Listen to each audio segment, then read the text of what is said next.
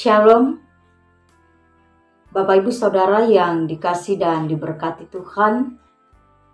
Selamat malam, salam sehat selalu di dalam perlindungan dan pemeliharaan Tuhan. Pada malam hari ini sebelum kita merenungkan firman Tuhan, mari kita berdoa. Urapi hati dan pikiran kami ya Tuhan, dengan kuasa Roh Kudus-Mu, agar firman-Mu yang hendak kami renungkan pada saat ini, tidak hanya kami merenungkan, melainkan benar-benar kami boleh berlakukan dalam kehidupan kami. Dan terlebih Tuhan, dalam setiap keberadaan kehidupan kami, yang kami perbuat dan yang kami kerjakan, hanyalah yang sesuai dan seturut kehendak Tuhan saja. Amin. Firman Tuhan yang menyapa kita pada malam hari ini terambil dari Injil Matius pasal 18 ayat 6 sampai dengan 9. Dan dalam perikop firman Tuhan, judul siapa yang menyesatkan orang.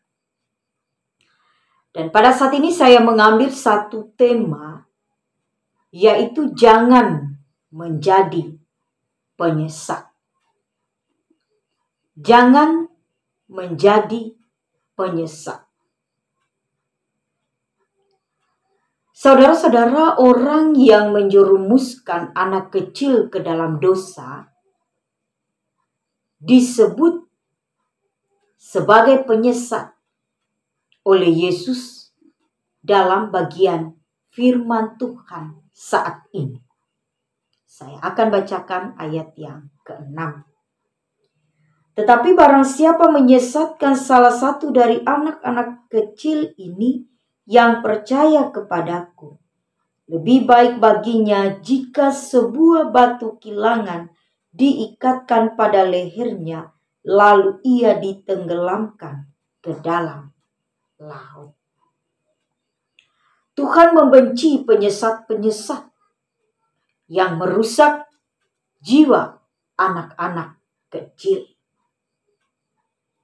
Dan Tuhan mengajarkan hanya dengan hidup menjadi seperti seorang anak kecil lah, maka setiap orang percaya atau setiap pengikutnya dapat merasakan dan menikmati hidup sebagai anggota kerajaan Allah. Dan di dalam pengaruh keberadaan dunia, di mana juga terkadang mempengaruhi keberadaan iman kita. Dan pada akhirnya menjadikan kita mengalami kegagalan satu anggota tubuh. Namun sebaiknya kita tidak perlu melunturkan iman kita untuk percaya dan mengandalkan Tuhan. Karena di mana Tuhan yang menyertai, Tuhan yang memberi kita kemampuan. Ketika ada hati bagi kita untuk meminta Tuhan memelihara dan menyertai kehidupan kita dimanapun kita berada. Kita patut belajar untuk senantiasa beriman dan hidup mengarahkan hati dan pikiran kita kepada Allah dalam segala hal dan dalam segala kesulitan pergumulan kehidupan kita. Dan jika saya bacakan dalam ayat yang ke-7, celakalah dunia dengan segala penyesatannya. Memang penyesatan harus ada, tetapi celakalah orang yang mengadakannya. Dan dilanjut dengan ayat 8, 9. Jika tanganmu atau kakimu menyesatkan engkau, penggalah dan buanglah itu. Karena lebih baik bagimu masuk ke dalam hidup dengan tangan kudung atau timpang, daripada dengan utuh kedua tangan dan kedua kakimu dicampakkan ke dalam api kekal. Dan jika matamu menyesatkan engkau, cungkilah dan buanglah itu. Karena lebih baik bagimu masuk ke dalam hidup dengan bermata satu, daripada dicampakkan ke dalam api neraka dengan bermata dua. Ada begitu banyak nasihat peringatan yang diberikan dan yang dinyatakan oleh penginjil Matius bagi saudara dan saya. Apa yang harus kita lakukan? Jangan sampai ada salah satu daripada anggota tubuh kita menjadikan kita tersesat, bahkan terlebih mungkin menjadikan kita menyesatkan orang lain. Dan bagi setiap orang yang melakukan hal demikian, maka ia akan dicampakkan. Dikatakan celakalah. Ia akan mengalami penghukuman. Ia akan mengalami ratapan. Dan ia akan mengalami upah dari setiap perbuatan tersebut. Maka Bapak, Ibu, Saudara, dan saya, kita diingatkan kembali bahwa jangan sampai apapun yang kita hadapi dalam hidup ini menjadikan kita mudah tersesat. Bahkan jangan sampai kita sebagai orang percaya menyesatkan orang lain dengan berbagai hal yang kita lakukan, dengan berbagai tindakan yang kita perbuat. Tetapi mari kita untuk senantiasa tetap kuat di dalam iman kepada Kristus. Kita tidak menyesatkan orang lain, tetapi kita membawa mereka di dalam sukacita karya keselamatan daripada Allah.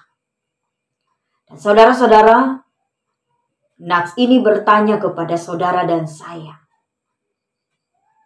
adakah segala kekuasaan, kekuatan, kekayaan, atau apapun selain Allah yang menjadi andalan hidup kita? Dan jangan sampai hal-hal yang demikian menjadikan kita sesat. Artinya menjadikan kita lupa dan tidak lagi taat kepada Allah. Bahkan mungkin menjadikan orang-orang di sekitar kita menjadi tersesat.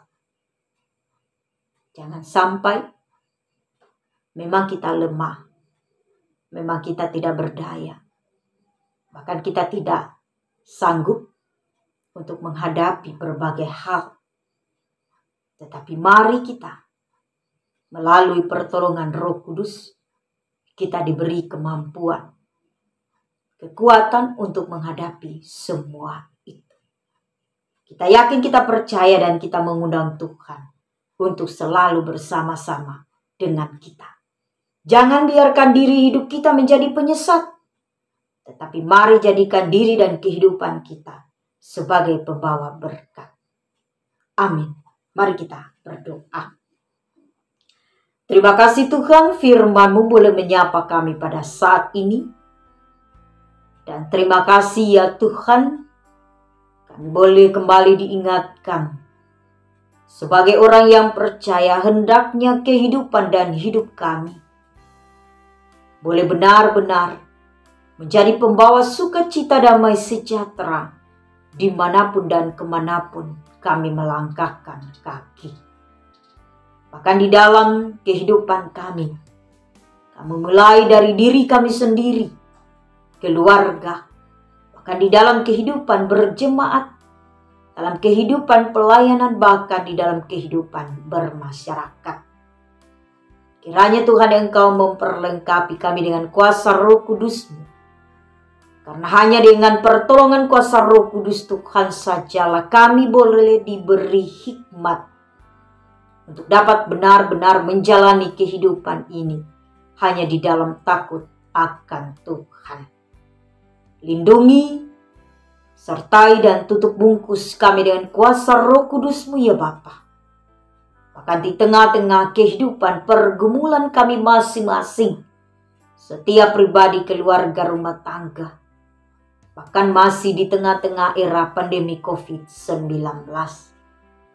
Biarlah Tuhan Roh Kudus-Mu lah yang akan senantiasa memberi kami kekuatan, bahkan tetap berpengharapan bahwa Tuhan tidak pernah meninggalkan hidup kami hari ini dan sampai selama-lamanya. Ini doa kami. Kami bawa bukan datang memerintah Tuhan, tapi biarlah jadi kehendak Tuhan yang kudus dan mulia itu. Dan di dalam nama Yesus Kristus yang adalah Tuhan dan Juru Selamat kami yang hidup. Amin. Shalom.